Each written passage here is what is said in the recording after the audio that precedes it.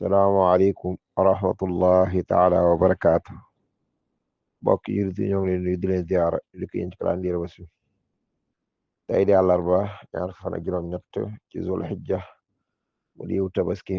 di weer yu mujj ci at mi bokk ci weer yu nu wormaali atum ji ne ñeent téeméer ñeent fukk juróom-benn ci gàddaay gi ñaar fan ak juróom-ñett nag du lim bu fat waaye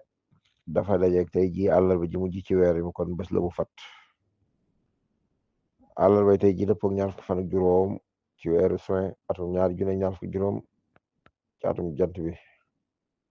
man zan ghayra allah yuhni aw yadur fadaka fi daarayni zu kaddi wadur ñaanu bés bi di allahumma inni as'aluka thabata fi l-amri wal azimata ala rushd suñ borom maa ngi lay ñaan ak sax ci ndigal waaye ak dogu ci ak jub xadiis bés bi عن أبي حميد السعدي رضي الله عنه أن النبي صلى الله تعالى عليه وسلم قال لا يحل لرجل أن يأخذ عصا أخيه بغير طيب نفس أخرجه أحمد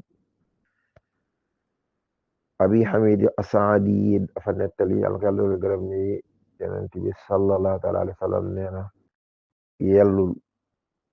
daganut ci benn waay muy jël yatu mbokkam ci lu dul teeg ba kenam sa bantu mbokk bant ba nga xam ni moo ko moomale boppam mooy ci ak moomeelam la nekk yellu nga jël ko lu dul ci teeg ba kenam loolu nag liñ ci jublu woon rek mooy xaraamal goo xam ni yonent bi sallallahu alayhi wasallam xaraamal na ko ci jullit ñi ñuy jël alalu seen mbokkum jullit ci lu dul teey ba kenam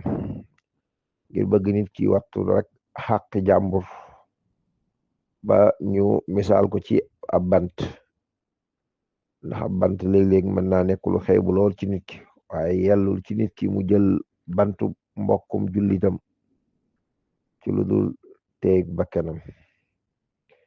jël goo xam nag mooy jëlu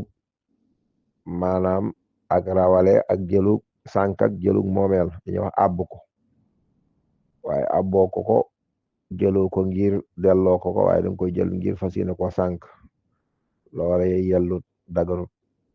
ci xaraam la bokk ci jullit bu nekk mu war a wattu di lor ab jullit ci alalam ba ci ab deram ba ci deretam in uridu illa al-islaha mastata'tu wa ma tawfiqi illa billahi alayhi tawakkaltu wa salaamu alaykum wa rahmatullah